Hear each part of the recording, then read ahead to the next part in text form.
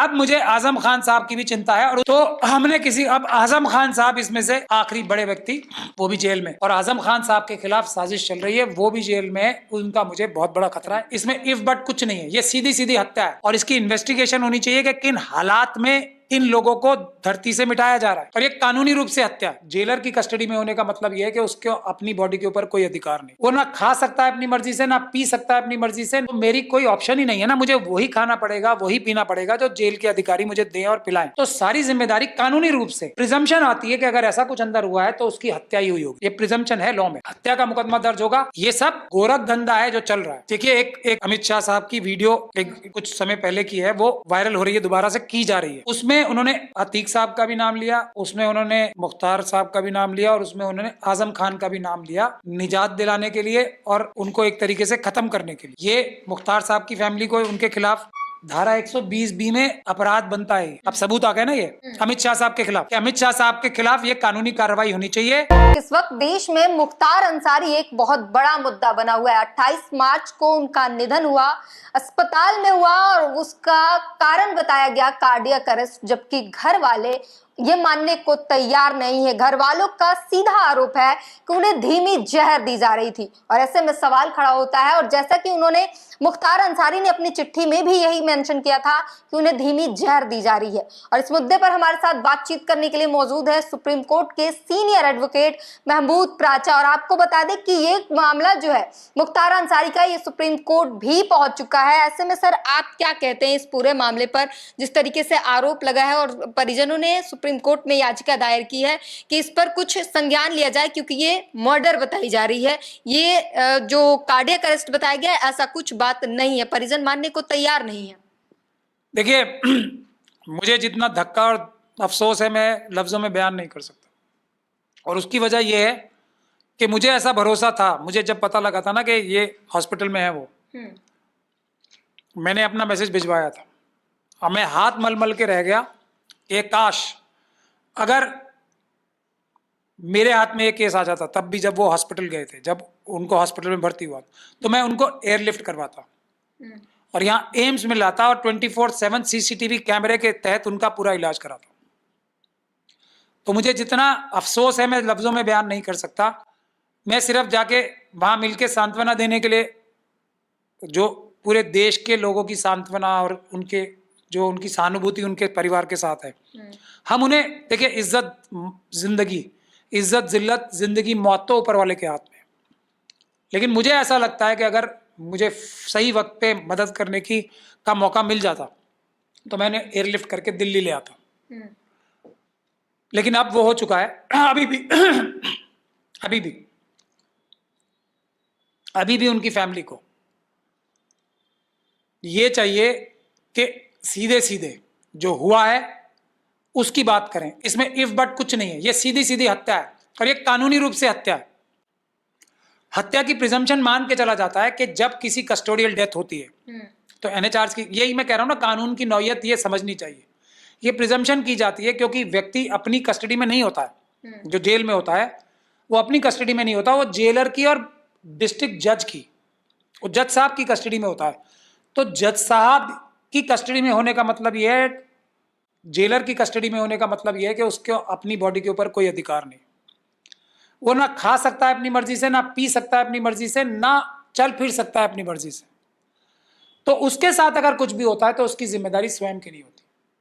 मैं अगर खुले माहौल में घूम रहा हूं तो कुछ ना कुछ जिम्मेदारी मेरे ऊपर भी होगी कि अगर कोई मुझे धोखे से जहर दे दे।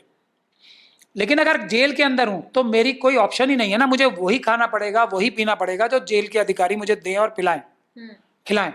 तो सारी जिम्मेदारी कानूनी रूप से, प्रिजम्पशन आती है कि अगर ऐसा कुछ अंदर हुआ है तो उसकी हत्या ही हुई होगी। ये प्रिजम्पशन है लॉ में, हत्या का मुकदमा दर्ज होगा। इन्वेस्टिगेशन में वो बरी हो सकते हैं, ये अगर सबूत आ जाए कि ये ऐसा नहीं था, कि इन्होंने हत्या नहीं की, इनको जहर नहीं मिला। लेकिन यहाँ तो उल्टी गंगा बह रही है। जिन लोगों ने ये हत्या की है वही कह रहे हैं कि ये हत्या तो तब साबित होगी जब विसरा रिपोर्ट आ जाएगी।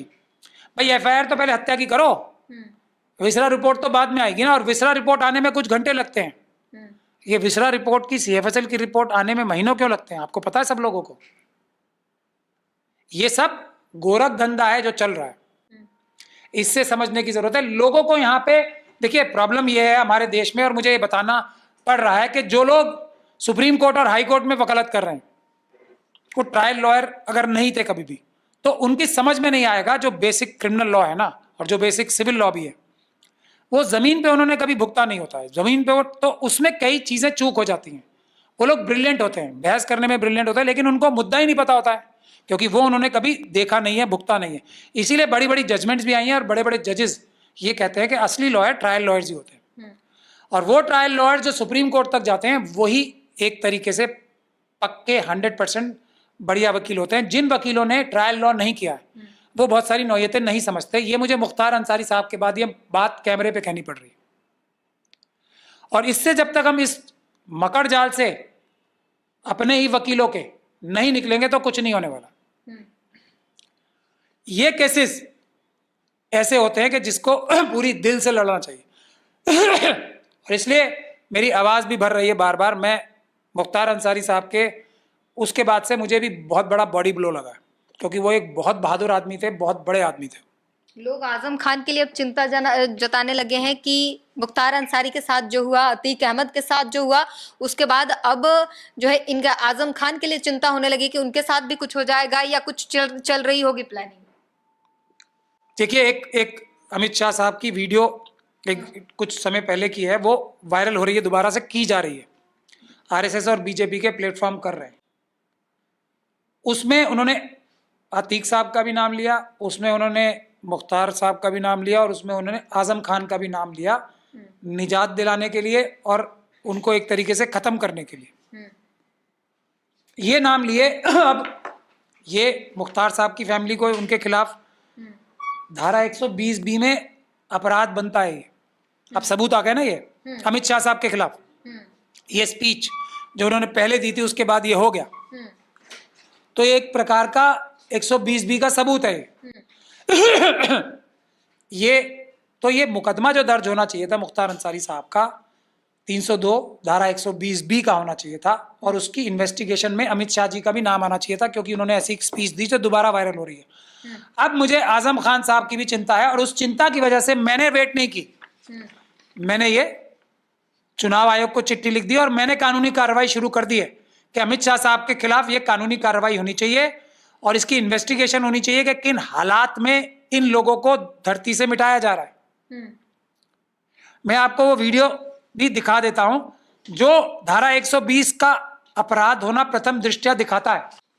तो हमने अब आजम खान साहब इसमें से आखिरी बड़े व्यक्ति, वो भी जेल में, तो मुझे 48,000 वोल्ट का करंट लगा, और जो मेरे हाथ में था मैंने तुरंत कर दिया। और मैं ये चाहता हूं कि इनको भी ऐसी लीगल मजबूत मदद मिले, वरना ये अमित शाह साहब की बात सुन चुके हो, पूरी बीजेपी इसमें, क्योंकि अमित शाह साहब एक बीजेपी के बहुत बड़े नेता हैं, पूरी बीजेपी की पार्टी धारा 120B कॉन्स्पिरेसी में इसमें मुलजिम बननी चाहिए। जो एफआईआर मुख्तार अंसारी साहब की और अतीक अहमद साहब की एफआईआर दर्ज होनी चाहिए।